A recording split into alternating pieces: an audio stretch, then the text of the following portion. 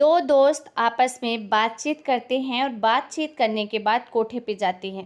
और कोठे पे जाने का उनका मकसद था किसी भी लड़की के साथ यानी किसी भी वेश्या के साथ वो वक्त बिताएं। इसके लिए वो दलाल के पास जाते हैं और दलाल से जाकर कहते हैं कि कोई लड़की की व्यवस्था होनी चाहिए तो हमें बताओ। जैसे ही दलाल ये बात सुनता है कहता है कि उसके लिए पैसे आ लगेंगे आपको। अगर आपके पास पैसे हैं तो लड़के से तुम्हारी मुलाकात में करवा दूंगा। यानी कि एक लड़का जिसका नाम मनोज है और उसका मनोज का एक दोस्त होता है, मनोज का वो लगाकर अपना काम करता है। अब इसी तरह से दोनों जब कोठे पे जाते हैं, दलाल को पैसे देते हैं, पैसे दिए जाते हैं, तब उसके बाद उन्हें कई लड़कियां दिखाई जाती हैं। और जो लड़कियां थीं, दो और दोस्त थे, जब उनके पास पहुंचते हैं तो मनोज ने एक लड़की को सेलेक्ट किया और सेलेक्ट करने के बाद उसके साथ कमरे में अंदर चला जाता है। और जैसे ही वो कमरे में अंदर जाता है तो वो उस लड़की के साथ 5 मिनट तक वक्त बिताता है और वहाँ से फिर वापस चला आता है।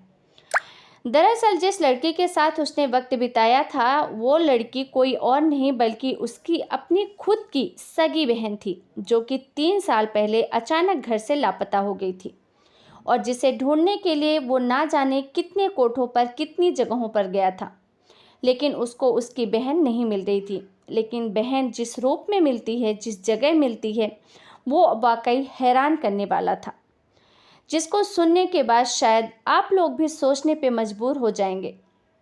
दोस्तों, आज की जो ये सच्ची घटना आपको बताने जा रही हूँ वो है बिहार प्रदेश के जिला बेगूसराय की और वहाँ का एक कस्बा है बखरी।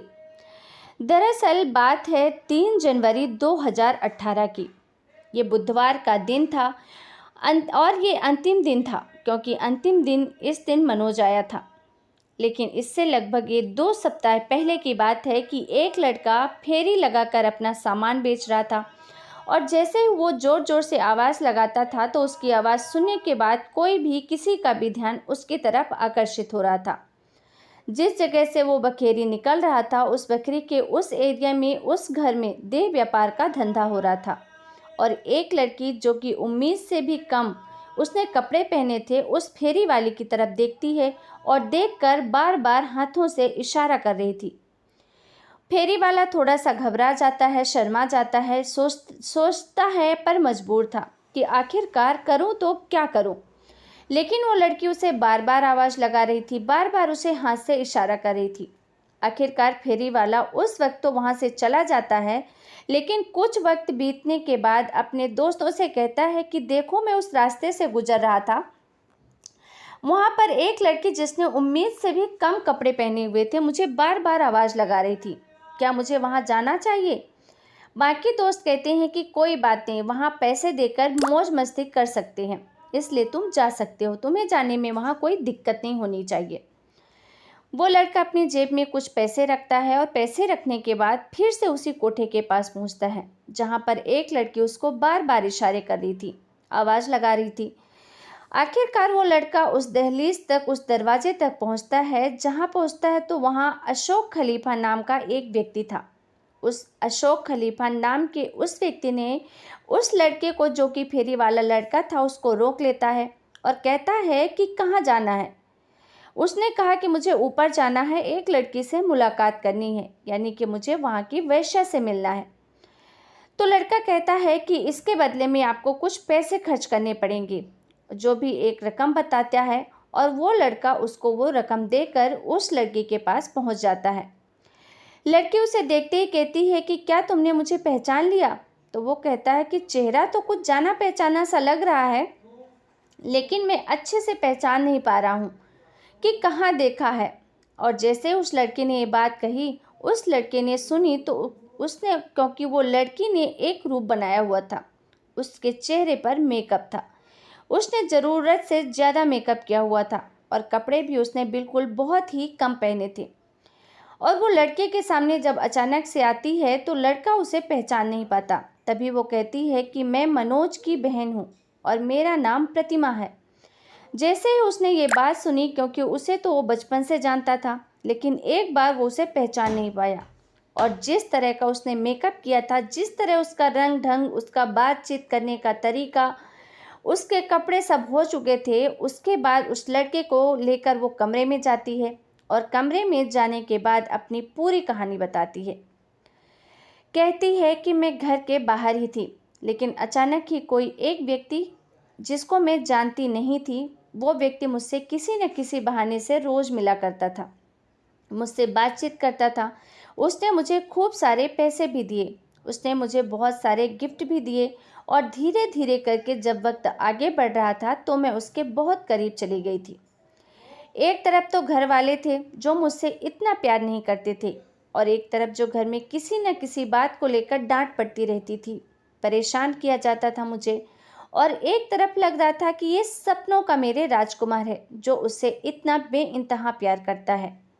और उस लड़की ने मौका देखते ही उस लड़के से कहा कि मैं अब तुम्हारे साथ ही रहना चाहती हूँ, तुम्हारे साथ अपनी ज़िंदगी बिताना चाहती हूँ। और जैसे ही उस लड़के ने ये बात सुनी, उसने कहा कि ठीक है, अगर तुम इस बात को लेकर तैयार हो तो उसके लिए बिल्कुल पूरी तरीके से तैयार रहना। और लड़की पूरी तरीके से अपना मन बना लेती है। अपने घर का जो सामान था, कपड़े थे, जो कुछ पैसे का इंतज़ाम वो कर सकती थी, वो पैसे का इंतज़ाम करके सीधा उस लड़के के पास पहुंच जाती है। उस लड़के ने उस लड़की को 2-3 दिन तो अपने पास रखा, लेकिन उसके बाद कहा कि मैं ज़्यादा वक्त तक तुम्हें अपने पास नहीं रख सकता, इसलिए मैं तुम्हें किसी के पास छोड़ रहा हूँ। और उसने एक महिला के पास उस लड़की को छोड़ दिया। वहाँ उसने कहा कि तुम्हें इंतज़ार करना है और मैं कुछ और बाकी सामान लेकर उसको लेने के लिए आऊँगा। और उस महिला को उसने अपनी मौसी बताया। इसके बाद वो उस मौसी के पास उसको छोड़ के चला जाता है। उस लड़की को ये नहीं पता था कि वो लड़का कौन था, क्यों यहाँ पर छोड़ के गया था, और यहाँ पर इस महिला के पास आखिरकार वो क्या कब आएगा। लेकिन कुछ वक्त जैसे ही आगे बीतता है तो उस लड़की को पता चलता है कि उसके सामने एक ग्राहक पेश किया जाता है। और जब ग्राहक पेश किया जाता है, उसे बताया जाता है कि इसे किसी भी तरह की दिक्कत परेशानी नहीं होनी चाहिए, और यदि इससे कोई परेशानी हुई तो तुम्हें भी होगी। लड़की ने इस बात का विरोध भी किया, लेकिन उस लड़की को न केवल मारा पीटा गया, बल्कि एक तरह का ऐसा इंजेक्शन दिया गया जिस इंजेक्शन को लेने के बाद वो लड़की बेहोश हो जाती है। और बेहोशी की हालत में उसके साथ अनजान व्यक्ति घिनौना काम कर रहा था, और उसका उन्होंने वीडियो भी अपने मोबाइल में बना लिया। और जैसे वीडियो बना लिया गया, उस लड़की को होश आता है तो वो वीडियो उसको दिखाया जाता है। लड़की खाना पानी मांग रही थी और बार बार उसको वीडियो दिखाया जा रहा था। कहा जा रहा था कि यदि तुमने इसका विरोध किया तो ये वीडियो किसी को भी दिखा दिया जाएगा, और जिससे तुम्हारी बहुत ज़्यादा बदनामी होगी। वो लड़की बेचारी चाह कर भी कुछ नहीं कर पा रही थी, और इसके बावजूद उसके साथ लगातार अब हर दिन कोई नया व्यक्ति आता और उसके साथ इसी तरीके से वक्त बिताता। उधर घर वाले के सामने, नज़रों के सामने उनकी बेटी प्रतिमा अचानक आंखों से ओझल हो गई थी। घर वाले परेशान हो जाते हैं, लेकिन उनकी सबसे बड़ी गलती, सबसे बड़ी कमी यही रही कि उन्होंने किसी भी नज़दीकी पुलिस स्टेशन में जाने के बाद अपनी उस बेटी के गायब होने की कोई सूचना नहीं दी, और जिसकी वजह से पुलिस ने अपनी तरफ से कोई कोशिश नहीं की, क्योंकि पुलिस को इस बारे में पता ही नहीं चल पा। और लड़की अचानक से जब घर से गायब हो जाती है तो घर वाले इधर उधर तलाशते रहते हैं, हर संभव कोशिश करते हैं, जहाँ जहाँ वो जा सकते थे, जिनसे जिनसे पूछ सकते थे, अपनी तरफ से हर कोशिश करते हैं।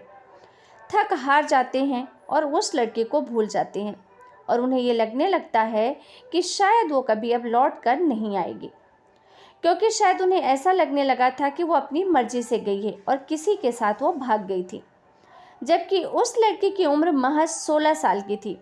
लड़की घर से निकल तो जाती है प्यार के चक्कर में, और उसके बाद वो जहाँ पहुँचती है वहाँ उसके साथ हर दिन हर कोई नया आदमी आता है और अपना मन खुश करके जाता है, गलत काम करता है। धीरे धीरे करके ऐसे ही वक्त गुजरता है, वक्त गुजर जाता है। तब उस फेरे वाले की आवाज़ सुनकर वो लड़की इतनी ज़्यादा आकर्षित हो जाती है कि उसके आकर्षित होने की वजह ये थी कि क्योंकि वो उसके भाई के बचपन का दोस्त था, और वो घर पर भी कुछ इसी तरीके से आवाज़ लगाया करता था। दोस्त को तो उसकी पहली आवाज़ लगाते ही जैसे ही फेरी वाले ने आवाज़ लगाई तो उस वेश्या ने उसको पहचान लिया था, क्योंकि ये तो उसके भैया का दोस्त था।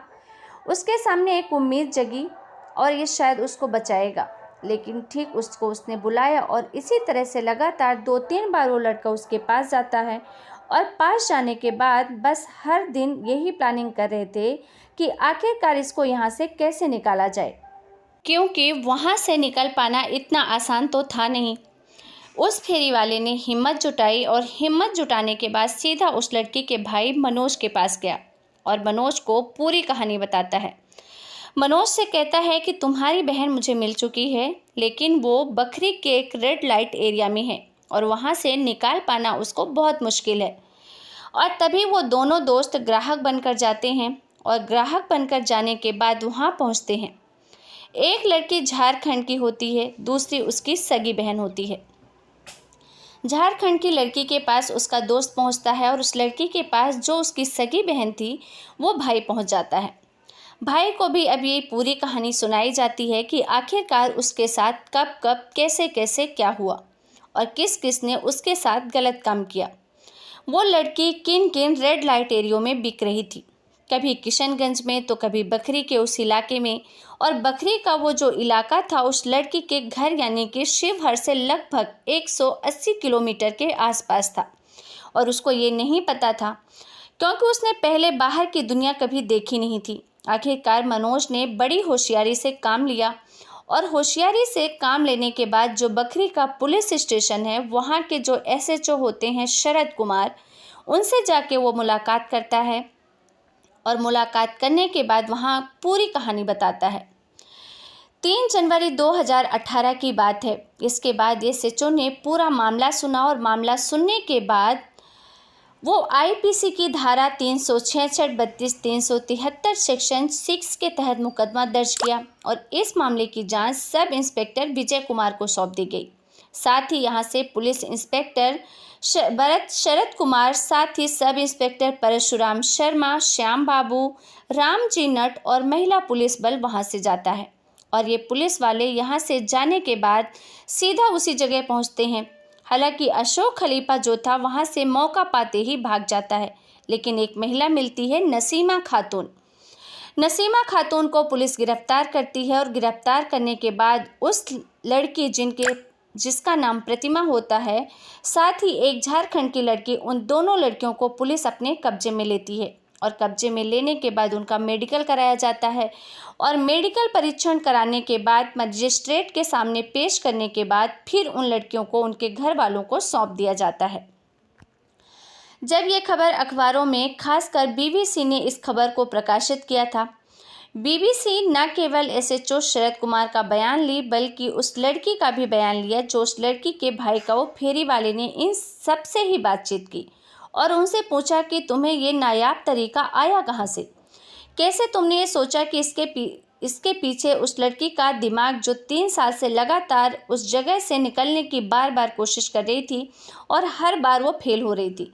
जब भी निकलने की कोशिश करती तब वो कोठे वाले उसको बहुत बुरी तरीके से मारते पीटते थे। हालांकि वो पूरी तरीके से हिम्मत हार चुकी थी, लेकिन फेरी वाले ने आकर उसकी हिम्मत बढ़ा दी और उस लड़की ने फिर वहाँ से